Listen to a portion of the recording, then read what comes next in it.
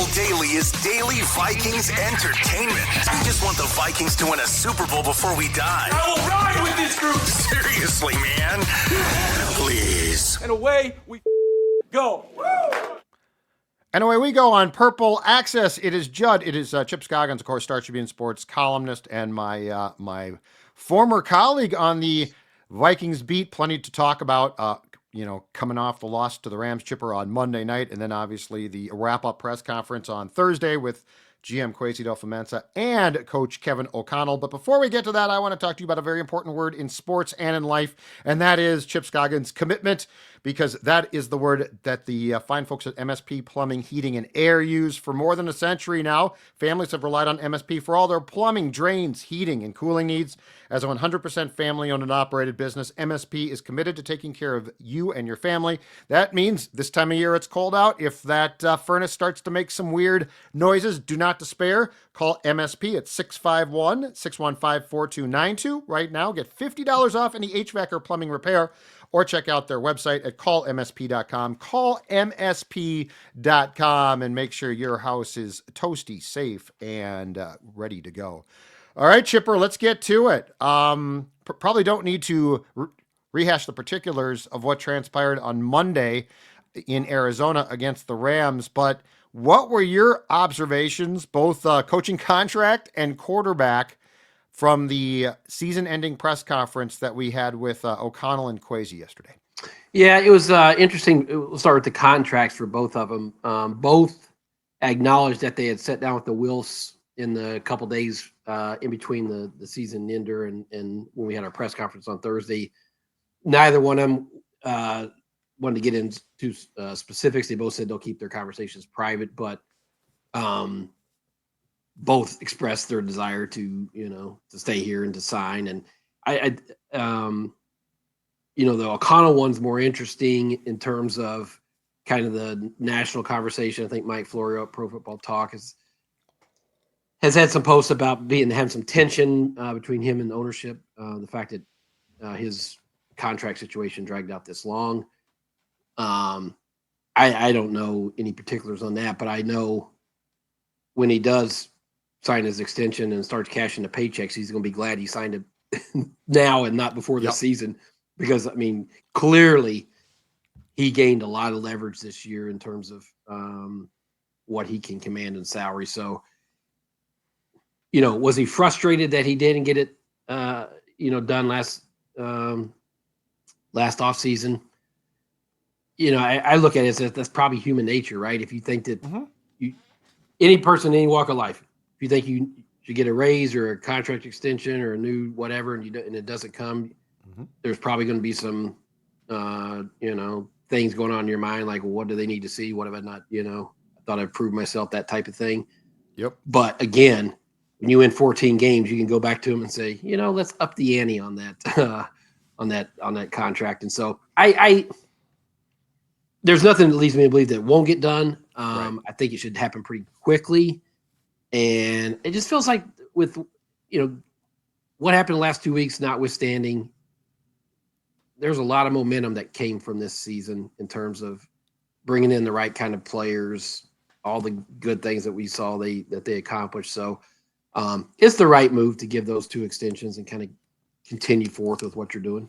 Yeah, I don't see a reason not to. I think O'Connell was I've just speculated that I think O'Connell was sort of also taken aback to the whole thing in training camp, where Mark Wilf came out and basically said he's going to have to prove himself. And, Kevin is, and you're right, anyone might take this personally, but I think the thing with Kevin is I think he's pretty sensitive to stuff, especially for a coach, because he's fairly young too. But I don't think there's a problem here. But I did think the Florio mention of some tension in the building was interesting. I think that when Seifert asked him about it, he didn't say no, there's none. And I do wonder if this also comes down to, and Chipper, we've covered this 1,000 times. It happens every single time you put a coach and GM together, that Kevin wants more control as well. And if he does, I don't blame him. No, I wouldn't either, because the drafts haven't been good. But I will say this. Every football coach that we've been around, they want to have more say over the personnel because they're the ones that coach them. I mean, that's a tale as old as time. But is there another, coaching staff that I don't want to say gets their way, but if Kwesi comes from the non-traditional background, Right. I think he's been pretty good about saying, okay, Brian Flores, tell me what you want. Tell me who you want. You know, I want Andrew Van Ginkel. I want Jonathan Gennard. I want Stephon Gilmore. And I think I think, what's the phrase? Know what you don't know. I think Kwesi kind of takes that approach. It's like, these guys know football more than me. Not that he doesn't know anything about football, but they're the experts. But they're the experts. Brian Flores has a specific player in mind for his schemes. He knows what he wants. And so I think Kwesi's done a pretty good job, best I can tell, of listening to the coaching staff, taking their suggestions, taking their input, taking their advice and their lead on this in terms of personnel stuff. So, I mean, how much more power or control could Kevin get than that? Short of being the GM, which they're not going to do. And I don't think anybody wants that. Right. I wonder, so follow me down this path too, because I thought the same thing. I mean, Kwesi's done I don't think Kwesi, because we think of Rick Spielman, right? Football guy. Yeah. I think Kwesi's very different in approach. I think he should be. I wonder if Kevin wanting more control or say in things doesn't have as much to do with Kwesi as it does with some of the football people, i.e. a Ryan Grigson. I'm totally speculating here, but I'm with you. I don't think that Kwesi says, Kevin, sit down and shut up. I'm going to do what I want in this draft. Was the 22 draft, Kwesi takes the fall for it, and it's his draft, so he needs to take the fall for it. But I've always wondered, how much behind the scenes were other people... And so I wonder if this is a little bit more convoluted and complicated, because it might be Kevin saying, no, I want to have the say where person X has the say, so that they take what like the pro personnel thing. Is Kwesi a pro personnel genius? Or to your point, did he listen to people that said, here's the stew I want? And do we not have the same thing with the draft? I think it's more complicated than we think it is because of those factors.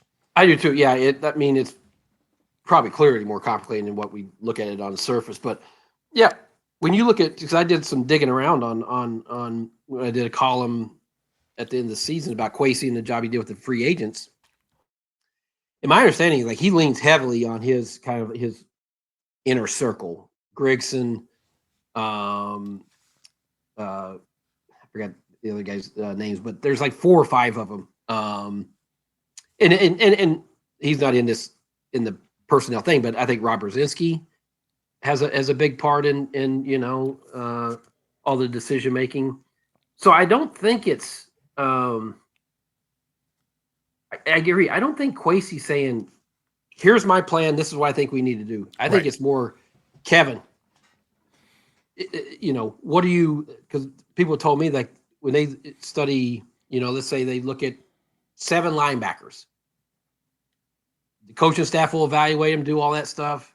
The pro personnel will look at all the 7 free agent, and then they whittle it down to 1 or 2, and then Kwesi and O'Connell sit down and say, okay, which one are we going to go with? So I think there's a high level of collaboration.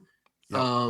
And maybe Kevin wants more high level. I don't know, but he might want to sort of push out a little bit as far as opinions go. Some people who have opinions that aren't Kwesi.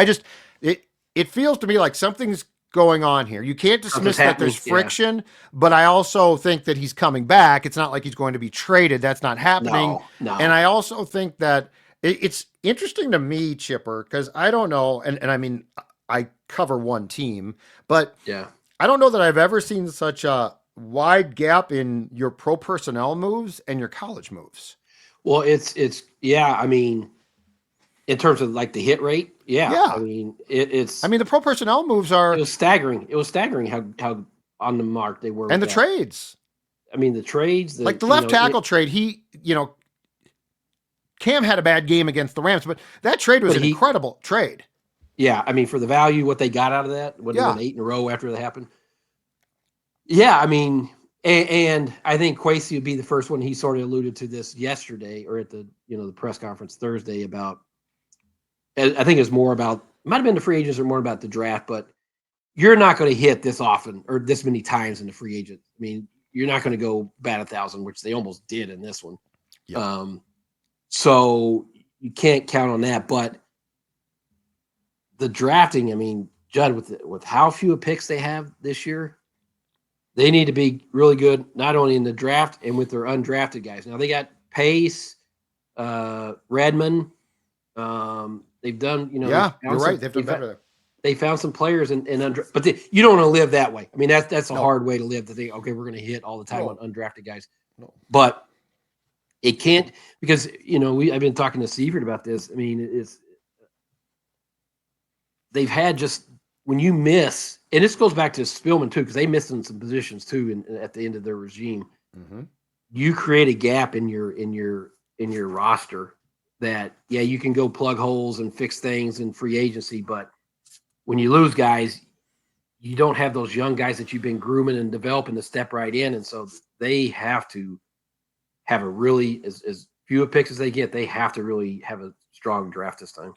Right. And you know what? They might have beat the Rams if some picks had panned out. Like you had, instead of being as long in the tooth as they were a cornerback, for instance, Andrew Booth Jr. should have been starting by then. So like you do look at that, and I'm sure O'Connell has examined that and thought, you know what, this really puts a hand behind my back. I'm doing a good job, but can you imagine if you didn't have to go out and spend on Gilmore, or you didn't have to go and bring in Griffin, and now there's questions there, if you just had guys from that draft pan out? And I mean, not only did they miss on that one, but I mean, you have the unfortunate circumstances. Obviously, Kyrie Jackson, tragic death, Carr, and then Mekhi Blackman, who I think they like a lot. He has the thing. So those are two right there. Just unfortunate things that happen that are out of your control. And then when you have the draft misses in addition to that, that's why you have to go get that's the thing. When you look at it, it's like this team got old really quick because of you're right. all the free agents that they had to go get. So they clearly need to get younger. I don't think you want to keep doing this year after year where you're having to plug holes with older guys. So, but back to the contract, I mean, this is not like it popped up. It's not like the Wills weren't thinking about this. I mean, they had to be thinking about this. So isn't it just a matter of sitting down and putting pen to paper? I mean, is there a ton of negotiation that goes on here with O'Connell? I don't know. I mean, I'm sure. I certainly hope it doesn't come down to the financials, because there's no cap there, so I don't care what they pay him.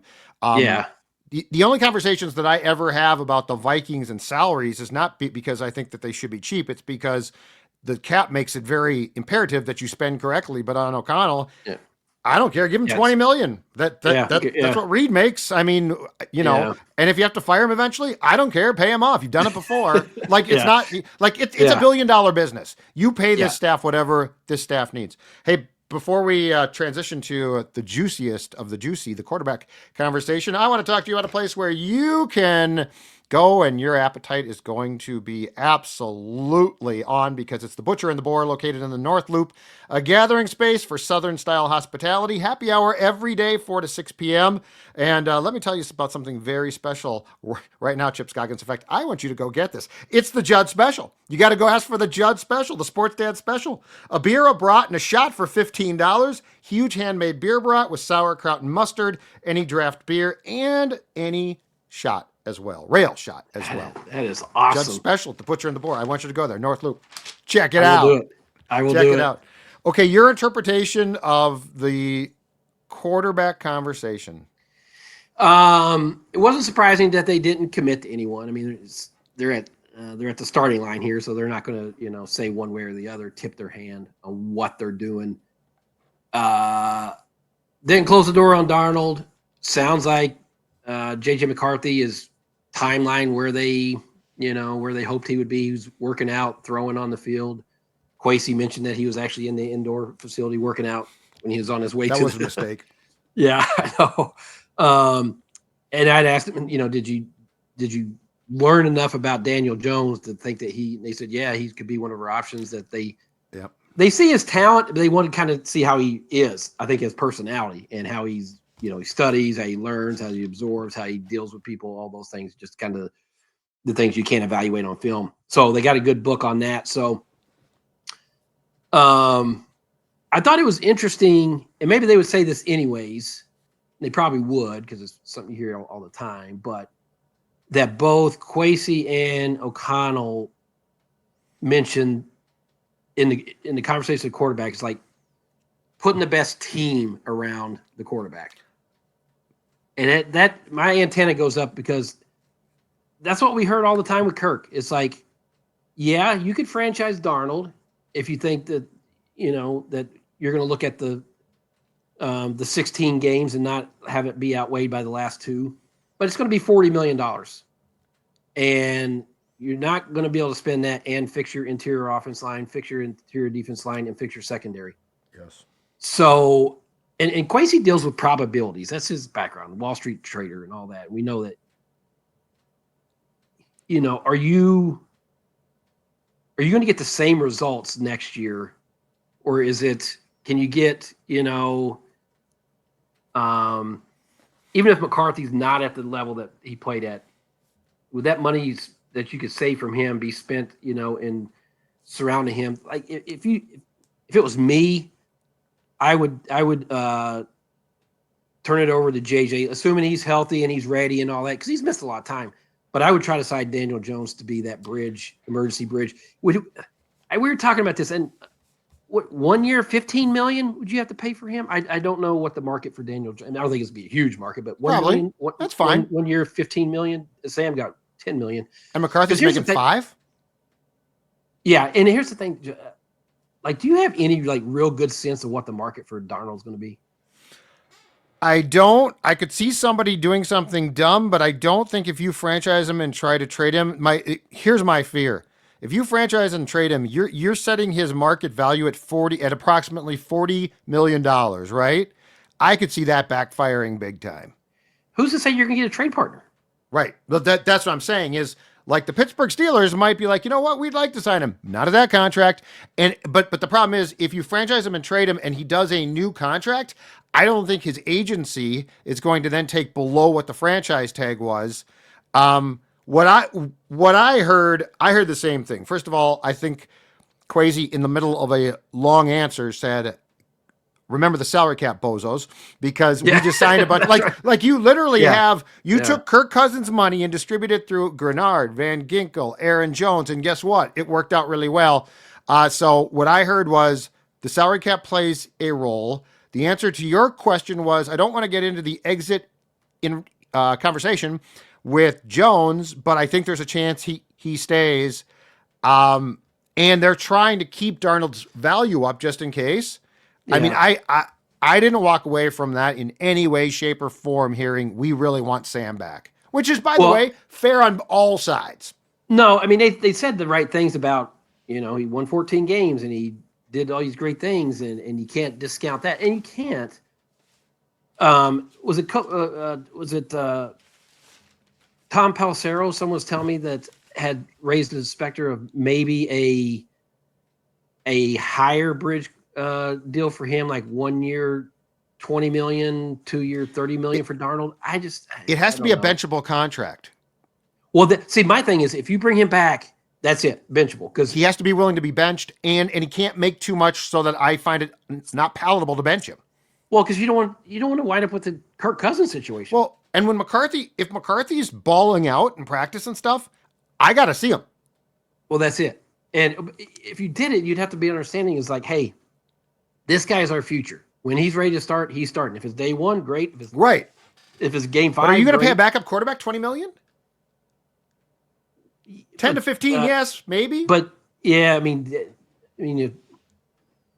could you get Daniel Jones for 15? Probably, right? 1 year for 15. Yeah, I mean, but I'm saying there's not a market for it. I'm starting with you here. I think that's the question. Like, I think if Sam Darnold says, you know what, I'll come back for, let's say, $17 million, 1 year deal, and you can bench me, but his agency ain't going to say that, and I think he's probably got too much pride. And if he doesn't have too much pride, shame on him. And are we underestimating what his market value is going to be by saying that? Like 1 year, $20 million, like he's not going to get better than that. I don't know. But he will. I think somebody will give him a multi-year at like 25, maybe 30, but probably 25 million. Don't you? I mean, there's a lot of bad quarterbacks in the NFL, I agree completely. But here's the thing. Here's the scenarios. If you're a team from the outside and you're thinking about Darnold, there's three things. Like, okay, are you going to look at the last two games as like, they played two really good teams, maybe the team that wins the Super Bowl. They had a great game plan. They had a bad offensive line. Vikings didn't really help them. We're going to look at the 14 games or the first 16 and say or are they going to say, man, those last two games were Sam Darnold? Or are they going to say that was a unique circumstance with Kevin O'Connell and Justin Jefferson and the right pieces around him and Jordan Addison, and they kind of caught lightning in a bottle a little bit with Sam with the circumstances. It'll be fascinating to hear what I would love to hear, the Raiders and whoever's looking for a quarterback, what their conversations would be like. Sure. Well, I tried to ask O'Connell that question because you can't just say, like, Kwesi's whole point was, well, we can't just take 2 games sample size. And it's like, yeah, but those 2 games were the sample size of a pilot at 35,000 feet who hits the yoke and crashes the plane. Like you can't weigh week 5 against week 18. That's not how we do this. And I will give you a quote from O'Connell. I mean, O'Connell's very good at this. Very good. Kwesi, I don't want to say he slips up, but he at least gives you, he's a little bit more like Favre. He'll ramble, but in the middle of his rambling, it's like, he just said something. He'll tell you, yeah. But let me give you the O'Connell quote that's in your paper today that I think is telling because, Kevin is rightfully so, put it on me, although that does get tired. It's on me at times. But his quote when asked about what we all said, which was, why didn't you have more of a short game to go to? Yeah. Kevin O'Connell's quote was, there was a lot of their game plan, the Rams, that was designed to take away those early in the down quick throws. And that's where it required a layer of getting into the progressions and having real decisiveness with the things we did, which is not we, it's Sam. Yeah. Which to me, and look, everyone's got pride. And I think Kevin, he deserves some blame. But I also think he was probably like, I knew what the Rams were going to do. I worked with McVay, and my guy couldn't do it. So I thought that was a very telling quote of, I'm just going to give you a little something to chew on here. Yeah. Well, and I come back to this, Judd. They set, we both were there, I think, last offseason when we were talking to Kwesi outside, and I asked him a question. He said that him and O'Connell sat down and they made a document. And here's this document that they're almost like a checklist. And last offseason, they formulated a plan. We're getting rid of Cousins. We're drafting the quarterback. We're getting a bridge guy in here. And then this is how it's going to be. Well, Darnold played so well that we thought maybe the plan has changed. I don't know that it's changed in Kwesi's mind. He was still a bridge. This was still a bridge to – correct. A short-term bridge. And so are you really going to deviate from that plan at this point? Or is Kevin? And go back to where the quarterback eats up a big part of the salary cap and you can't use that money elsewhere? I just don't think they're going to deviate from their plan. And on that, I think they're in lockstep. And I think that is more Kevin than Kwesi. You don't greenlight, and Kevin clearly did, the first ever top 10 draft pick at the quarterback position in franchise history. Franchise been around since 1961. And then say, but Darnold played so well. Because you knew you propped him up. Like everyone in that building is smart enough to know that ultimately succeed or fail to the point of being fired, you want to go down with McCarthy. Because he's your choice. You know, how stupid would you look if Sam Darnold is the 2024 to 25 version of Randall Cunningham, 98 here to 99, or Kirk Cousins, or you're in Atlanta. That's another good point. That was my whole thing, Judd. Is okay. Let's say you franchise it. It's $40 million. Fans are already upset because of what happened last 2 games and of this season, and then he starts slow. You know how toxic that would be. And then let's say you have to bench him and you go to JJ. So now you have a rookie and a $40 million. And you can't trade him because no one's going to trade for him. Like, I just don't think you put yourself in that situation. I think you say it was a great season. It was fun, but let's stick to the plan. Assuming, JJ's, is, and even if he's not ready because he's missed so much time on the field. I mean, he talked about all the Daniel Jones can play. Then if you can sign Daniel Jones, that's Cheap. great. I don't think it could be Nick Mullins. I think you have to aim higher than that as your backup. Kevin wouldn't start Nick Mullins. Yeah, it has to be Daniel Jones or someone, of a higher level. But I just they did all this work and made the hard decision to get rid, or I don't know if it was hard, but made the decision to go young and drop the quarterback, so you can spend that money elsewhere. And they sort of proved their point. Yes, they won 14 games because they went out and again, to what you're talking about, how foolish would you feel if 5 weeks in next year the interior of the offensive line stinks, Darnold's now struggling, and he was the one that stopped you from investing. You know what's interesting about this, and I mean, we're as guilty as the rest, but this whole thing that the Vikings have gotten cold feet is all an outside reporter, agent-driven narrative. We don't know. You're right. We don't know. And quite frankly, at the quarterback position, if Kevin O'Connell audibled completely and it's like, oh man, I really did a good job with Sam, I can't let Sam go, I would be shocked. I would too. I mean, I think it's kind of a feather in his cap, that he got 100%. And so's Kirk. Sam Darnold. He helped Kirk a ton. Yeah, but he drafted Kevin O'Connell. JJ McCarthy is the guy that Kevin O'Connell wanted. Like, this is what he was brought in to do. Find a quarterback that you can develop into the franchise guy. Yep. I don't think he's going to pivot off that and because of a really fun, successful season by Sam Darnold until the last 2 games. And the other thing is like, if you're talking about championships and really being a contender, those last 2 games have to just scare you. I mean, you can't look at that and say this. That's why you have to weigh them. Yeah, I mean, he looked so nervous against Detroit, and then just and it wasn't. Listen, the Rams game wasn't all Darnold. I mean, he got failed around him, but his inability to cut it loose and throw it and keep backpedaling and taking sacks. I mean, the one. I mean, we don't need to go down that road, but it was just, to me, it's like, this is the biggest moment, and you saw what happened. No. Yeah, and O'Connell couldn't stop it. So, like that's the thing too. Is that's why I refuse to believe that they're really going to go back and look at the body of work. I think O'Connell was probably being his most truthful when he said, I've already watched that Rams game more than is healthy. He doesn't watch it for fun. He probably watches it and just holds his head. Last thing for you. Yeah. You think Brian Flores is back? And we didn't get to ask about this, but I don't know. I mean, it depends on how he answers the questions that he's going to get asked about his relationship with players and the Tua stuff. And then is a team and an owner fine with the fact that he sued the league? Is that to them? Coaching? Yes. Do I think he's probably learned and is better because of that Miami experience? 100%. He said it. There's been nothing but bouquets and accolades from the players here.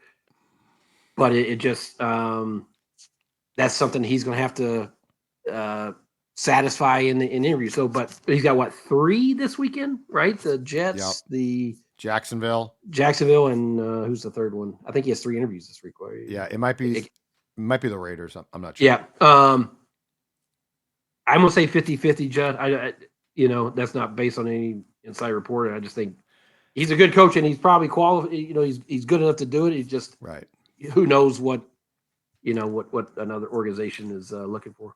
Outstanding stuff, Chipper. I will talk to you soon, okay? All right, brother. We'll see you. All right, see you later.